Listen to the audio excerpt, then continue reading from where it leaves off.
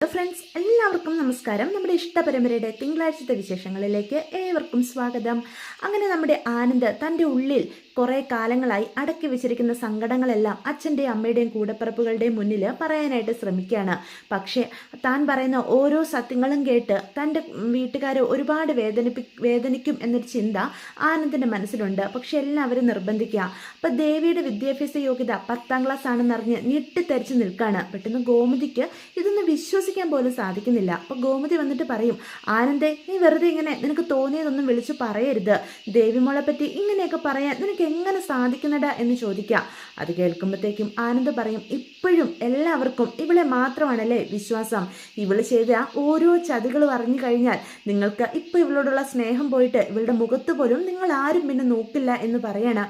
അത് കേൾക്കുന്ന ബാലൻ പറയും, നീ കുറേ സമയമായി ഉദയഭാനു സാറിനെയും ദേവിമോളെയൊക്കെ തെറ്റുകാരാക്കി സംസാരിക്കുന്നു. നിനക്ക് എങ്ങനെ സാധിക്കുന്നു ഇവള് ഇങ്ങനെയൊക്കെ പറയാനായിട്ട്?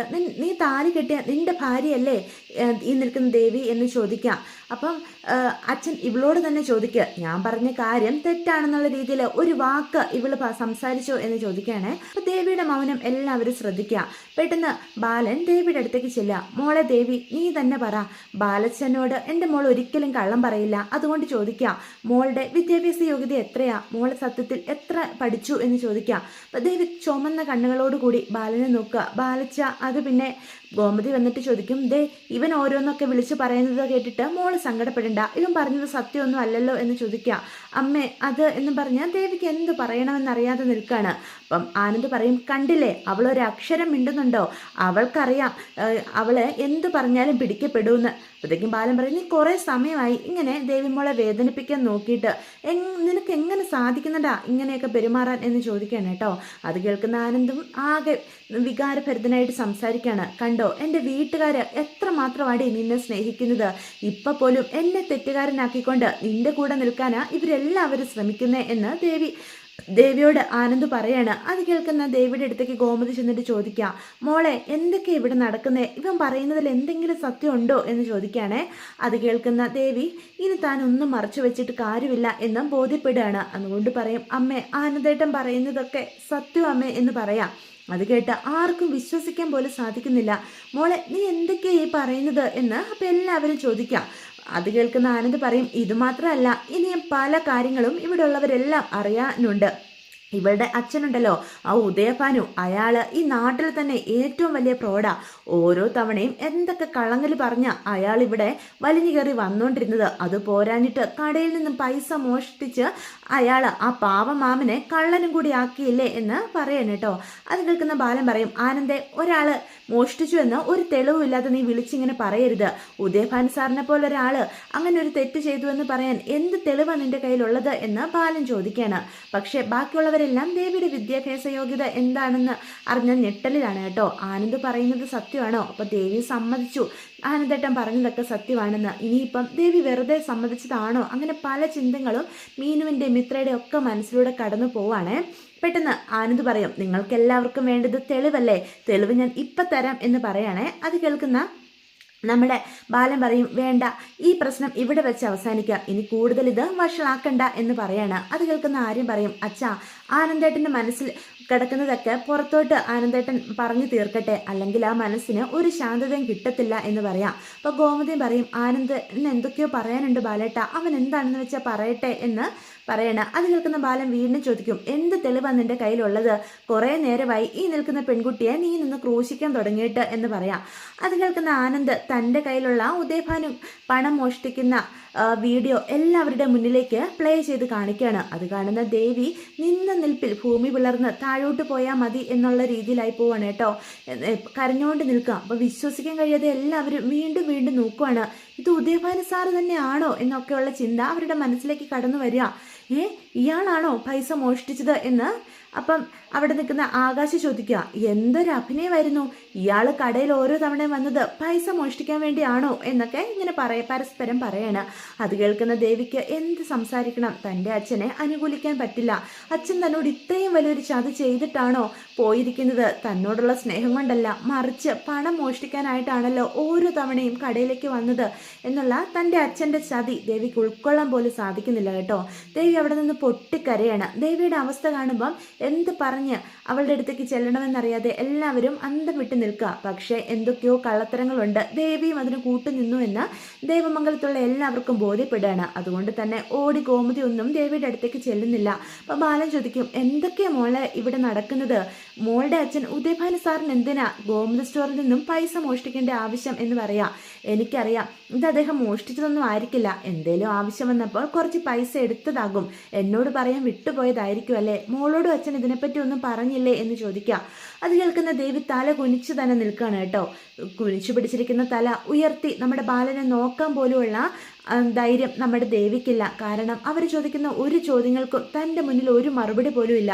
അത് കാണുന്ന ആനന്ദിന് ഒരുപാട് സന്തോഷമാവാണ് കേട്ടോ. അപ്പം ആനന്ദ് പറയും, കണ്ടോ അച്ഛാ, അവൾ തല ഉയർത്തി അച്ഛനെ നോക്കുന്നു പോലുമില്ല. അതിനർത്ഥം എന്താ? അവളുടെ അച്ഛൻ ഇന്നും ഇന്നലെയും തുടങ്ങിയതല്ല, ഒരുപാട് കാലമായിട്ട് ഈ പണി തുടങ്ങിയതാ. ഇവളും കൂട്ടുനിന്നാ എനിക്ക് തോന്നേ. സ്വന്തം അച്ഛന് 10 പൈസ ഇല്ലല്ലോ, എങ്ങനെയെങ്കിലും കാശുണ്ടാക്കി കടം വീട്ടാനായിരിക്കും ഇവളും ഇവളുടെ ആ ഫ്രോഡ് തന്തയുടെ കൂടെ കൂടിയത് എന്ന് പറയാം. ഇത് കേൾക്കുന്ന ദേവിക്ക് പ്രതികരിക്കാതിരിക്കാനാകുന്നില്ല കേട്ടോ. പെട്ടെന്ന് ദേവി പറയും, ആനന്ദേട്ടാ, ദയവ് ചെയ്ത് ഒന്ന് വിശ്വസിക്ക്, എൻ്റെ അച്ഛൻ ഇങ്ങനൊരു കാര്യം ചെയ്തെന്ന് സ്വപ്നത്തിൽ പോലും ഞാൻ വിചാരിച്ചില്ല. അച്ഛന് എന്തെങ്കിലും ആവശ്യം വന്നപ്പം എടുത്തതാകും, എന്നോട് ക്ഷമിക്കുക എന്ന് പറഞ്ഞ് അവിടെ നിന്ന് കരയുവാണ് കേട്ടോ. ഒരിക്കലും അച്ഛൻ മോഷ്ടിച്ചതായിരിക്കില്ല, എന്നോട് അച്ഛനത് പറയാൻ വിട്ടുപോയതാകും എന്ന് ദേവി വീണ്ടും ഉദയഭാനുവിനെ അനുകൂലിച്ച് സംസാരിക്കാനായിട്ട് ശ്രമിക്കുന്നത്. അത് കേൾക്കുന്ന ആനന്ദ് പറയും, ഇപ്പൊ പോലും നീ നിന്റെ അച്ഛൻ്റെ ഭാഗത്തു നിന്നാണ് സംസാരിക്കുന്നത്, അതിനർത്ഥം അയാൾ ഇങ്ങനെ ഒരു പ്രവൃത്തി ചെയ്യുന്നതിന് കൂട്ടുനിന്നത് നീ തന്നെയായിരിക്കും എന്ന് പറയാം. അപ്പം ആരും ഒന്നും മിണ്ടാതെ നിൽക്കുകയാണ് കേട്ടോ. എന്താണ് സംസാരിക്കേണ്ടത്? കണ്ട കാഴ്ചയും കേട്ട വാർത്തകളും ഒന്നും ആർക്കും ഇപ്പോഴും ഉൾക്കൊള്ളാനായിട്ട് സാധിക്കുന്നില്ല. പെട്ടെന്ന് ഗോമതി വന്ന് ദേവിയുടെ മുന്നിലേക്ക് കയറി നിൽക്കുക. മോളെ ദേവി, നീ തന്നെ പറയണം, ഇതിനൊക്കെ അർത്ഥം എന്താ? ഇവിടെ നടക്കുന്നതൊക്കെ എന്താ? നീ എന്തിനാ കള്ളം പറഞ്ഞ് പിന്നെ ഉയർന്ന വിദ്യാഭ്യാസമുള്ള ആളാണെന്ന് ഞങ്ങളോടൊക്കെ കള്ളം പറഞ്ഞത്? നീ എന്തിനാ ദേവി സ്വന്തം അച്ഛൻ ഇങ്ങനൊരു കാര്യം ചെയ്തിട്ട് മറച്ചു വെച്ചത് എന്ന് ചോദിക്കാം. അത് കേൾക്കുന്ന ദേവി ഗോമതിയുടെ കൈ രണ്ടും കൂട്ടിപ്പിടിക്കുക. ഇല്ലമ്മേ, എൻ്റെ അച്ഛൻ ഇങ്ങനെ ഒരു തെറ്റ് ചെയ്തെന്ന് ഞാൻ ഒരിക്കലും അറിഞ്ഞിരുന്നില്ല. അറിഞ്ഞിരുന്നെങ്കിൽ അച്ഛന് ഞാൻ ഒരിക്കലും ഇങ്ങനെ ചെയ്യാൻ സമ്മതിക്കുമായിരുന്നോ എന്ന് ചോദിക്കാം. എൻ്റെ അച്ഛൻ ഒരുപാട് തെറ്റുകൾ ഈ കുടുംബത്തിനോട് ചെയ്തിട്ടുണ്ട്. എനിക്കും അതിൽ പലതും അച്ഛൻ പറഞ്ഞ കള്ളങ്ങൾക്കൊപ്പം കൂട്ടു നിൽക്കേണ്ടതായും വന്നിട്ടുണ്ട്. ഒക്കെ ഗതികേടുകൊണ്ട് അമ്മേ എന്ന് പറഞ്ഞ് ദേവി അവിടെ കരഞ്ഞുകൊണ്ട് നിൽക്കുക. അത് കേൾക്കുന്ന ബാലനോടും ഗോമതിയോടും നമ്മുടെ ആനന്ദ് പറയും, ഇത്രയും കേട്ടപ്പോൾ തന്നെ നിങ്ങൾക്ക് ആർക്ക് സഹിക്കാൻ സാധിക്കുന്നില്ല അല്ലേ? ഇതൊന്നുമല്ല, ഇതിലും കൂടുതൽ കള്ളത്തരങ്ങൾ അയാൾ ചെയ്തു കൂട്ടിയിട്ടുണ്ട്. എൻ്റെ ജീവിതം മുഴുവനും തകർത്തിട്ട അയാളുടെ മകളെ ഈ വീട്ടിലെ മരുമകളായി വാഴിച്ചിരിക്കുന്നത് എന്ന് പറയാം. അപ്പോൾ ബാലന് ഇനിയും ഒന്നും ഉൾക്കൊള്ളാൻ സാധിക്കുന്നില്ല കേട്ടോ. താൻ മനഃപൂർവ്വം തൻ്റെ മകൻ്റെ ജീവിതം കൊണ്ട് കളഞ്ഞതാണോ എന്നൊക്കെയുള്ള ചിന്ത ബാലൻ്റെ മനസ്സിലേക്ക് കടന്നു വരിക. അപ്പോൾ ആര്യനും ആകാശം കൂടി വന്നിട്ട് ആനന്ദിൻ്റെ അടുത്തേക്ക് നിൽക്കുക. ഏട്ടന് പറയാനുള്ളതൊക്കെ പറ, ഏട്ടൻ്റെ മനസ്സിൽ ഇനി ഒന്നും പൂഴ്ത്തി വെക്കേണ്ട എന്ന് പറയണ. ഏട്ടൻ ഇനി ഇങ്ങനെ സ്വയം വേദനിക്കേണ്ട ഒരു കാര്യമില്ല, എന്താണെങ്കിലും എല്ലാവരും കൂടെ ഉണ്ട് എന്ന് പറയാം. അപ്പം ആനന്ദാണെങ്കിൽ ഇപ്പോൾ തന്നെ തൻ്റെ അച്ഛൻ്റെയും അമ്മയുടെയും അവസ്ഥ കാണുമ്പം ഒന്നും പറയണ്ട എന്നൊരു തീരുമാനത്തിൽ എത്തുകയാണ്. വേണ്ട, ഞാനിപ്പോൾ പറഞ്ഞതുപോലും അച്ഛന് താങ്ങാനായിട്ട് സാധിക്കുന്നില്ല. ഇനിയും എൻ്റെ ജീവിതത്തിൽ നടന്ന ഓരോ കാര്യങ്ങൾ അറിഞ്ഞാൽ അച്ഛന് തകർന്നു നിൽക്കും, അതെനിക്ക് കാണാൻ കഴിയില്ല എന്ന് പറയാം. പെട്ടെന്ന് ബാലൻ പറയും, എനിക്ക് അറിയണം എന്തൊക്കെയാണ് നിൻ്റെ ജീവിതത്തിൽ നടന്നിരിക്കുന്നതെന്ന് എനിക്കറിഞ്ഞേ പറ്റൂ എന്ന് പറയണം. ഞാനെടുത്ത തീരുമാനം തെറ്റായിരുന്നോ എന്ന് ചോദിക്കാൻ കേട്ടോ. അത് കേൾക്കുന്ന ബാലൻ പറയും, എനിക്കറിയാം എൻ്റെ അച്ഛൻ അറിഞ്ഞുകൊണ്ട് എന്നോട് ഒരു തെറ്റും ചെയ്തിട്ടില്ല. ഈ ലോകത്ത് വെച്ച് ഏറ്റവും നല്ലത് എനിക്ക് കിട്ടണമെന്ന് എൻ്റെ അച്ഛൻ ആഗ്രഹിച്ചിട്ടുള്ളൂ. അതിനുള്ള പരക്കം പാച്ചിലിൽ ഇവളെപ്പറ്റിയും ഇവളുടെ കുടുംബത്തെ പറ്റിയും അച്ഛന് ശരിക്കും അന്വേഷിച്ചിട്ടുണ്ടാവില്ല. അതുകൊണ്ടാണ് ഇങ്ങനൊരു ചതി നമുക്കുണ്ടായത്. അച്ഛൻ കരുതുന്ന പോലെ ഇവളുടെ അച്ഛൻ ഒരു കോടീശ്വരനൊന്നുമല്ല, 10 പൈസ കയ്യിലെടുക്കാനില്ലാത്ത ഒരു ദരിദ്രവാസിയാ. നാട് മുഴുവനും കടം മേടിച്ച ഇവളുടെ അച്ഛൻ കുടുംബം നോക്കുന്നത്, അതും ആൾക്കാരെ പറ്റിച്ചും വഞ്ചിച്ചുമാണ് പൈസ ഉണ്ടാക്കുന്നത് എന്ന് പറയാണ്. ഇതുവെക്കും അറിയാവുന്ന കാര്യം തന്നെയാ. ഇവരിപ്പോൾ താമസിക്കുന്ന വീടില്ലേ, അതൊക്കെ വാടക വീടാ, ഏതോ ഒരാളെ പറ്റിച്ച് താമസിക്കുന്നതാ അവിടെ എന്ന് പറയാം. അത് കേൾക്കുമ്പോൾ ആർക്കും വിശ്വസിക്കാൻ സാധിക്കുന്നില്ല. ആനന്ദേട്ടൻ നീ പറയുന്നതൊക്കെ സത്യമാണോ എന്ന് മീനും മിത്രയും ഒക്കെ ചോദിക്കാൻ കേട്ടോ. അതെ, ഞാൻ എന്തിനാ നിങ്ങളോട് കള്ളം പറയുന്നത്? എൻ്റെ ജീവിതത്തിൽ നടന്ന കാര്യങ്ങൾ ഓരോന്നുമാണ് ഞാൻ പറയുന്നത്. ഇവൾ എവിടെ ജോലിക്ക് പോയിരുന്നെന്നാണ് നിങ്ങളോട് പറഞ്ഞത്? വലിയൊരു IT കമ്പനിയിൽ അല്ലേ എന്ന് ചോദിക്കുക. അപ്പം മീന് പറയും, അതെ, ഏടത്തി ഒരു IT കമ്പനി ജോലി ചെയ്യുമായിരുന്നെന്നാണല്ലോ ഇവിടെ എല്ലാവരും പറഞ്ഞിരുന്നത്. 10ാം ക്ലാസ് മാത്രം വിദ്യാഭ്യാസമുള്ള ഇവക്ക് IT കമ്പനി ജോലി കിട്ടുമോ മീനു എന്ന് ആനന്ദ് ചോദിക്കാം. ഇവള് ജോലി ചെയ്തിരുന്നത് ഒരു ഹോട്ടലില്ല, അതും അച്ഛൻ ലോഡ് കൊടുക്കുന്ന ആ ഹോട്ടലില്ലേ അവിടുത്തെ വെയിറ്ററായിട്ടാ ഇവള് ജോലി ചെയ്തുകൊണ്ടിരുന്നത്.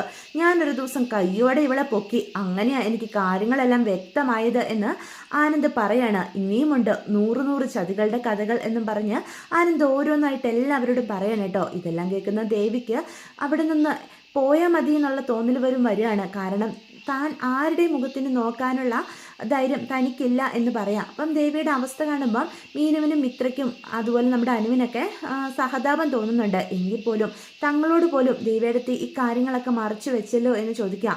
പെട്ടെന്ന് ഗോമതി ദേവിയുടെ മുന്നിലേക്ക് കയറി നിൽക്കുകയാണ്.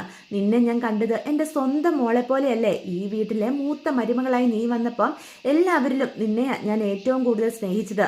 എൻ്റെ കാലശേഷം ഈ കുടുംബത്തെ കരുത്തോടെ കൊണ്ടേക്കുന്ന ഒരു വ്യക്തിയായിരിക്കും നീയെന്ന് ഞാൻ കരുതി. പക്ഷേ ഇത്രയും ചതിയും വഞ്ചനയും ഒക്കെ ആയിട്ടാണല്ലേ ഈ കുടുംബത്തിലേക്ക് നീ കയറി വന്നത്. ഞങ്ങൾ ആരെങ്കിലും നിന്നോട് കാണിച്ച സ്നേഹത്തിൽ അല്പമെങ്കിലും കളങ്കം ഉണ്ടായിരുന്നോ ദേവി? നിന്റെ അച്ഛൻ നിന്നെ കൊണ്ട് ഓരോന്നൊക്കെ പറഞ്ഞ് ചെയ്യിപ്പിച്ചാണെങ്കിൽ പോലും പിന്നീട് എത്ര അവസരങ്ങൾ ഉണ്ടായിരുന്നു. നീ ചെയ്ത തെറ്റുകൾ ഏറ്റു പറഞ്ഞിരുന്നെങ്കിൽ പോലും ഞങ്ങൾക്ക് ഇത്രയും വേദന ഉണ്ടാകുമായിരുന്നില്ല. ഇത്രയും ചതി ചെയ്യാൻ ഞങ്ങൾ എന്ത് തെറ്റാണ് നിന്നോട് ചെയ്തത് എന്ന് ചോദിക്കാം. അപ്പോൾ ദേവി ഗോമതിയുടെ മുന്നിൽ നിന്ന് പൊട്ടിക്കരയാണ്. അമ്മേ, എന്നോട് ക്ഷമിക്കണം. എൻ്റെ മുന്നിൽ വേറെ വഴി ഉണ്ടായിരുന്നില്ല. എൻ്റെ അച്ഛൻ ഓരോന്നൊക്കെ പറയുന്നതിനൊപ്പം കൂട്ടു നിൽക്കുക എന്നല്ലാതെ ഞാൻ എന്താ പറയുക? ഈ സത്യങ്ങളൊക്കെ പറയാനുള്ള ധൈര്യം ഉണ്ടായിരുന്നില്ല. ഇവിടെ എനിക്ക് നിങ്ങൾ തരുന്ന സ്നേഹവും പരിഗണനയും ഇതൊക്കെ നഷ്ടപ്പെടുമെന്നുള്ള ഭയമായിരുന്നു എന്ന് പറഞ്ഞ് ദേവി പൊട്ടിക്കരയാണ് കേട്ടോ. അപ്പോൾ ദേവിയുടെ കണ്ണീര് കാണുമ്പോൾ ബാലന് സങ്കടം വരികയാണ്. അപ്പം മീനും മിത്രയും പോലും ഇത്രയും തെറ്റുകൾ ദേവിയുടെ മനസ്സിലുണ്ടായിരുന്നോ എന്നുള്ള ചിന്ത കടന്നു വരിക. ഇത്രയും കൂട്ടായിട്ട് ഒറ്റ കെട്ടോടുകൂടി പോയിട്ട് തങ്ങളോട് പോലും ദേവിയെടുത്ത് ഈ സത്യങ്ങളൊക്കെ മറച്ചു വെച്ചല്ലോ എന്നുള്ള ചിന്ത വരികയാണ്. അപ്പോൾ ആനന്ദ് അവിടെ നിന്നാകെ തകർന്നു നിൽക്കുന്ന കാണുന്ന ബാലനും ഗോമതിയും ആനന്ദിൻ്റെ അടുത്തേക്ക് നമ്മുടെ ഗോമതി ആനന്ദിൻ്റെ അടുത്തേക്ക് ചെല്ലാണ്. ഈ സത്യങ്ങളൊക്കെ നിനക്ക് നേരത്തെ തന്നെ ഇവിടെ എല്ലാവരോടും പറയാറുന്നില്ലേ? എൻ്റെ മോൻ സ്വയം ഉരുക്കി എന്തിനാ ജീവിച്ചത് എന്ന് ചോദിക്കാം.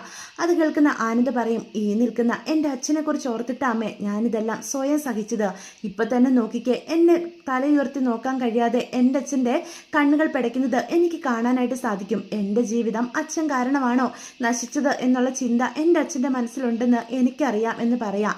ഇതെൻ്റെ വിധിയാ, ആരും ഒരു തെറ്റും ഇതിൽ ചെയ്തിട്ടില്ല. ഇതൊക്കെ അനുഭവിക്കണമെന്ന് എൻ്റെ തലയിൽ എഴുതി വെച്ചിട്ടുണ്ട് എന്ന് ആനന്ദ് പറയണം കേട്ടോ. എന്നിട്ട് ആനന്ദ് റൂമിലോട്ട് പോവാണ്. അപ്പം ദേവി താൻ എന്ത് ചെയ്യണമെന്നറിയാതെ ഒറ്റപ്പെട്ടതുപോലെ ദേവമംഗലത്ത് നിൽക്കുക. ഒരാശ്വാസ വാക്ക് പോലും പറഞ്ഞ് തന്നെ അടുത്തേക്ക് ആരും വരുന്നില്ല. തനിക്കിവിടെ കിട്ടിയിരുന്ന സ്നേഹവും പരിഗണനയും എല്ലാം എന്നേക്കുമായി നഷ്ടപ്പെട്ടു എന്ന് ബോധ്യപ്പെടുകയാണ് കേട്ടോ. പെട്ടെന്ന് ബാലൻ ദേവിയുടെ അടുത്തേക്ക് ചെല്ലാണ്. നിന്നെ ഞാൻ എൻ്റെ സ്വന്തം മകളുടെ സ്ഥാനത്താണ് കണ്ടിട്ടുള്ളൂ. എൻ്റെ മൂത്ത മകൾ അങ്ങനെയാ സ്നേഹിച്ചത്. പക്ഷേ ഇത്രയും വലിയൊരു ചതി ഞങ്ങളോട് ചെയ്യാൻ നിനക്ക് എങ്ങനെ സാധിച്ചു ദേവി എന്ന് ചോദിക്കുകയാണ്. നാളെ നേരം വെളുക്കുമ്പം നിന്റെ അച്ഛനോടും അമ്മയോടും ഇവിടെ വരണം എന്ന് പറഞ്ഞിരിക്കണം. എനിക്ക് അയാളോട് സംസാരിക്കണം.